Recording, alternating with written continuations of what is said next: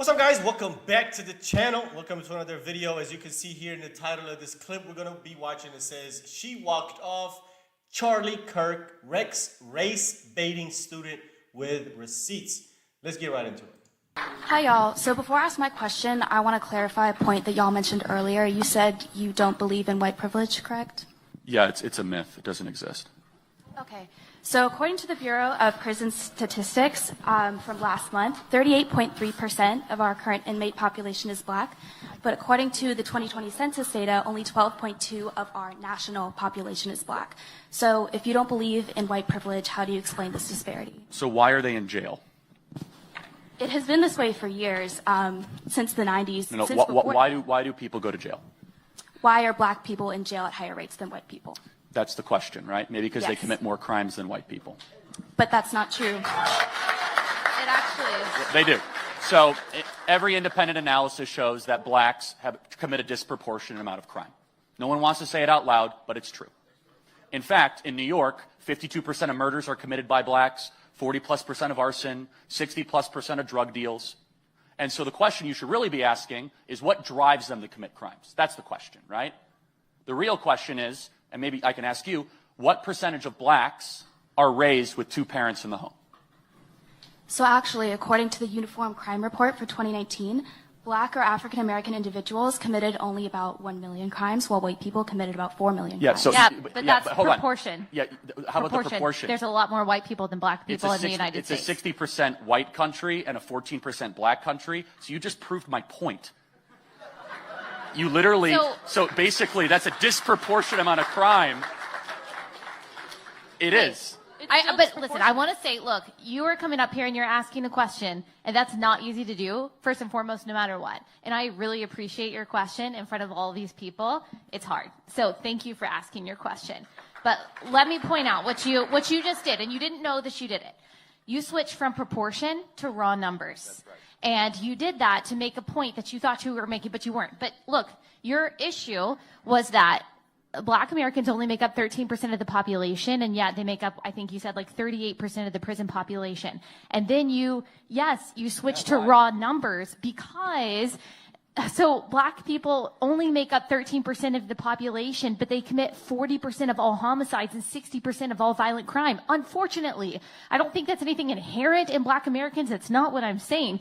That's just the fact. And what Charlie is saying is, look, we've got to look at why that is. So you're claiming that that disparity is inherent proof of discrimination. So would you also say the fact that there are fewer Asians in jail means that than white people, that there is discrimination against white people? No. Disparity isn't proof of discrimination is what I'm trying to say. Yeah. So let me just throw, and Allie's exactly right. What percentage of blacks grow up with two parents in the home? I don't know. Yeah, less than 20%. That's why there's so many blacks committing crimes and they're in jail. It's that simple. The death of the black family is why blacks are in jail higher than their population percentage. It's that simple. May I see your criminology degree? Do you have one? I'm sorry. No, Wait. We've gotta. Are you a biologist? Ketanji Brown Jackson. So, no, let me ask you a question. So do I need a criminology degree to be able to understand that 75% of blacks don't grow up with two parents? To be well versed in it, I believe so. Do you have one? I don't, but I'm studying it. Okay, right but now. you Oh, she studied it. Mm-hmm. But you did the same thing. You looked at a statistic, and he did the same thing. You don't have a criminology degree, and neither does he. Hold on a second. You're doing an argument from authority, okay? It's a fallacy. So the laws of physics don't change whether or not you're a physicist, okay? The law of thermodynamics doesn't change whether or not you take a course on it. Answer the question. Why do blacks have a broken family versus a nuclear family, and does that translate to higher rates of crime? Do you admit that? Why is it that blacks don't have parents, though? Why? Good question. We subsidize single motherhood in this country through the federal government of the United States. Great question. Now we're getting somewhere. Back in the 1960s, we put forward a program where black women married the government and broke up with the men they were with. Welfare state, Lyndon Baines Johnson, and that has contributed to blacks committing more crimes. I believe institutionalized racism is your answer, but I don't believe I'm getting anywhere but with y'all. But so- no, just let me point something out. Did you know that it's not white Americans that have the lowest incarceration rate or the lowest rates of crime or the highest graduation rates or the highest median income? It's not white Americans. It's Asian Americans. They have the highest median income. They have the highest graduation rates. They have the most degrees. They have the lowest incarceration rates. And guess what? They also have the lowest single parenthood rates. Okay? So that is true across the board. It's not just black Americans. And unless you are willing to say that the reason why Asian Americans make more than white Americans or the reason why Asian Americans go to jail less than white Americans is because there is systemic institutional racism against white people in this country, then your argument against black people doesn't really work. So let me ask you one thing. You said institutional racism. I got a black friend right up here. He's great. He's great. So let me ask you. Let me ask you a question. What can I do that he can't do? What do you mean? If institutional racism was real, what can I do that he can't do? Well, you're less likely to get arrested. I'm sorry. No, That's if we less- both commit a crime, he's going to get arrested and I'm not? He could. Wait, so we just went through this. saying- Blacks commit a disproportionate amount of crime in this country because of broken families. So give me one law on the books. not because You of said it's broken institutional. families. Give me a law anywhere that discriminates against blacks. Give me one law anywhere in America. You want current or past? How about right now? Well, the fact that crack cocaine is criminalized more than regular cocaine. No, is if I disproportionate deal- to the law against blacks. If I deal crack cocaine, I'm getting arrested regardless of skin color. Give me a But if you law. were dealing white cocaine, you're Give less me a likely law to get a harsher anywhere sentence. that allows white people to commit crimes and get away with it and blacks can't. Does that law exist? Not anymore.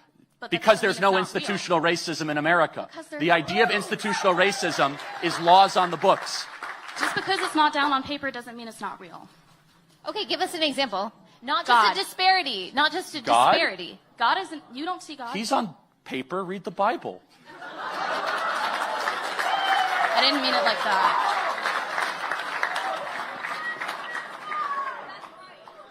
I'm getting nowhere with y'all, and y'all are not answering my question, so I'm going to end this Q&A right here. Thank you for your time. We actually did answer her questions, but I do appreciate, even though she's got an attitude, I do appreciate her courage. I do. That is difficult. That's difficult Yeah, to I come mean, up it's here and ask difficult, a but question, see, but you can also do it respectfully. But what bothered me about her, I'm glad she was there. She wasn't being honest. At least be honest, okay, and be willing to be corrected. Well, that was a fun fireworks show to end our time together, right?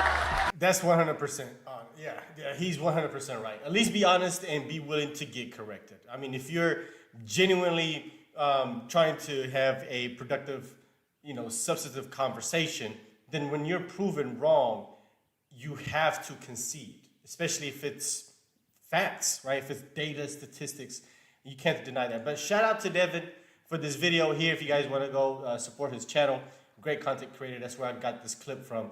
But ultimately, people like this, I sympathize with them because I was the same way. I was a liberal, brainwashed by the mainstream media with various talking points that weren't real, but just made you feel good emotionally, right? Made you feel like you're, that's that virtue signaling mindset. Hopefully, she matures up, and when she's finally confronted with facts and hard truth that are indisputable, she's mature enough to say that she was wrong.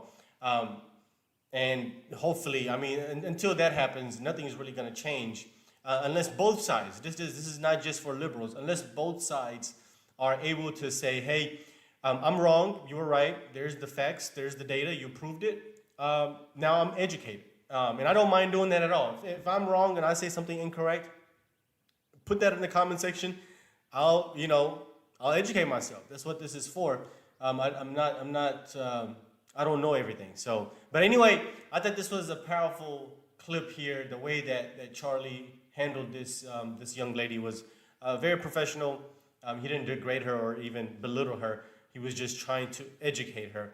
But she just squirmed in right away. So anyway, let me know what you guys think. Hope you enjoyed this video. Let's talk about it in the comment section. Of course, if this is your first time on the channel, consider subscribing to the page. See you guys on the next one. Peace.